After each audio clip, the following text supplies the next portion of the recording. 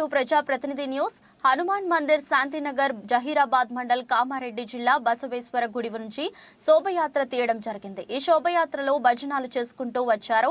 మరియు కాశీయ జెండాలు మహిళలు కలరాసి ఆర్తి తీసుకొని శోభయాత్రలు ఆనందంతో పాల్గొన్నారు. ఈ శోభయాత్రలో స్వరూప సంప్రదాయమును కామారెడ్డి జిల్లా నిరీక్షక్ అశోక్ సంగడే, మహిళా అధ్యక్ష లావణ్య, జనమ ప్రవచనకార్ పవన్ మారుతి, పైడేవార్ స్వామీజీ యొక్క భక్తులు, విశ్వ హిందూ పరిషత్ జషీరాబాద్ అధ్యక్షుడు ముహన్, హనుమాన్ మందిర్ సచిన్, అంజయ్ మరియు గ్రామ ప్రజలు ఆర్తిలో పాల్గొన్నారు.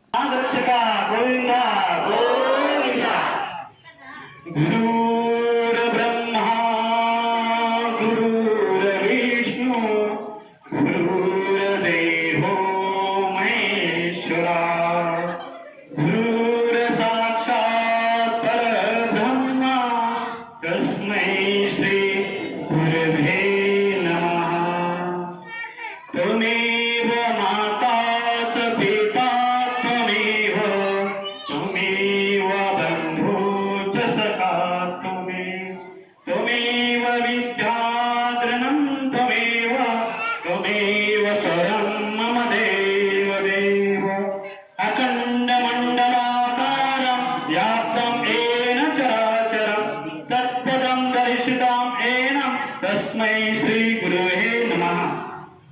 अनंत श्री जगद्गुरु रामानंदाचार्य श्री स्वामी नरेंद्र महाराज गारी యొక్క దివ్య పావనచరణాలకు వందనం చేసి ఆజంగలి పీఠానికి ఉత్తరాధికారైన పరమ పూజ్య గారికి వందనం చేసి స్థాన దేవత పీఠ దేవతకు వందనం చేసి హనుమంతు భగవంతునికి వందనం చేసి ఇక్కడ అందరూ కూర్చున్న అందరు భక్తులు శిష్యులు అందరికీ శ్రీ గురుదేవ్. మనం చాలా భాగ్యవంతులం. ఏదో పూర్వజన్మం ఏదో సుకృతం వల్ల అమ్మ నాన్నల కృప వల్ల మన కులదేవత గ్రామ దేవత కృప వల్ల ఈ రోజు సాక్షాత్ పరమాత్మ స్వరూపు ఈశ్వరుడు యొక్క ఆర్తి ప్రారంభమైంది. చాలా అంటే చాలా మనం చాలా పుణ్యం ఉండడం వల్లనే ఇక్కడ రాగలుగుతాం. 84 లక్షల జీవన మానవ జన్మం వచ్చింది. ఇంత పెద్ద జైరాబాద్ని ఈ శాంతినగర్లో ఎందరో ప్రజలు, కానీ మనమే ఎందుకు వచ్చారంటే ఆ భగవంతు ఈశ్వరుడికి తెలుసు. పరంపర అంటే సద్గురు కలవడం అంటే పూర్వజన్మం ఏదో చాలా పుణ్యం చేసి ఉంటేనే ఆ సద్గురు యొక్క దర్శనం, సద్గురు యొక్క సంగీతం. సద్గురు సహజంగా ఎవరు సద్గురు స్వామి యొక్క ఆర్తి చేయడం ఏం లాభం? సద్గురు యొక్క ఆర్తి చేయడం ప్రతి వారంకే ఎందుకు చేయాలి? సామికంగా ఆర్తి ఎందుకు చేయమన్నారు? స్వామి యొక్క ఆర్తి చేయడం వల్ల మనకు ఏం లాభాలు, ఏం ఉపయోగం? శాంతి ఏం చెప్తారు స్వామి యొక్క మార్గదర్శనం వల్ల? సద్గురు సత్తు జ్ఞానాన్ని చెప్పేవారు సద్గురు. అంధకారాన్ని ఏ విధంగా వెలగడతారు? జ్ఞానమైన ప్రకాశం అంటే జ్ఞాన అమృతం నింపుతారు. మనం ఏ విధంగా అంటే ఆలోచన అందరూ గురువు. మనం ఫస్ట్ స్టార్టింగ్ గా ఏమంటారు? అమ్మ నాన్న గురువు అంటారా? అందరూ అమ్మ నాన్న గురువు. మన జన్మదాత అమ్మ నాన్న, కానీ మోక్షదాత గురువు. రామ పరబ్రహ్మ వశిష్ఠ శ్రేణ.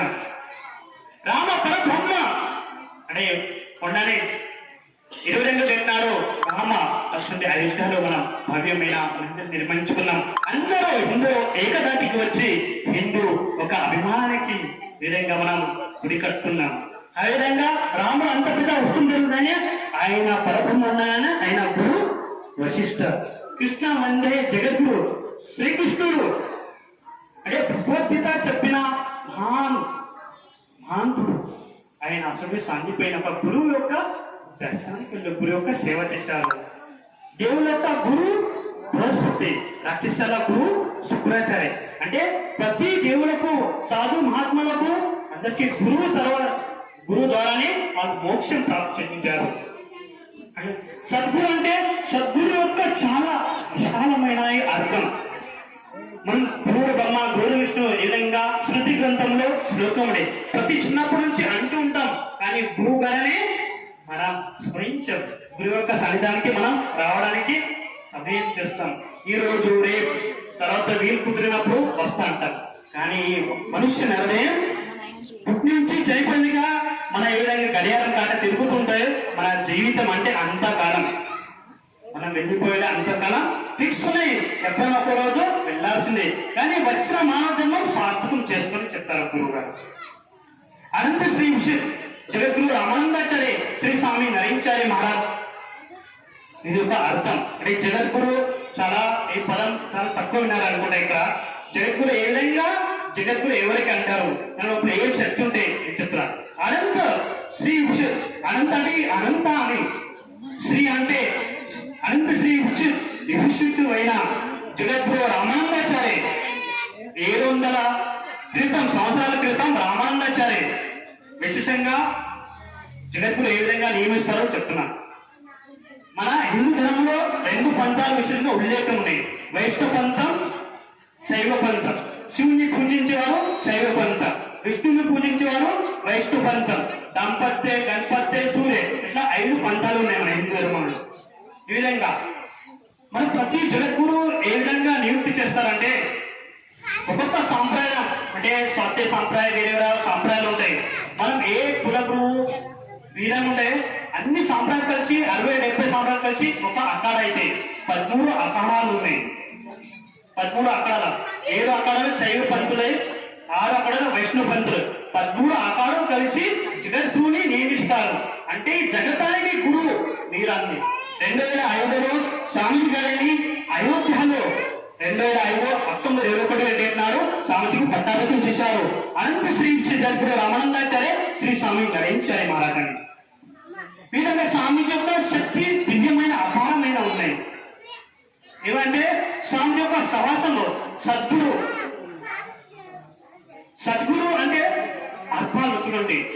సద్గురు అంటే భూతకాలం, వర్తమాన కాలం, భవిష్యత్ కాలం తెలిసిన వాళ్ళకి సద్గురు అంటారు. మన సాధారణంగా అందరికీ గురువు అంటాం.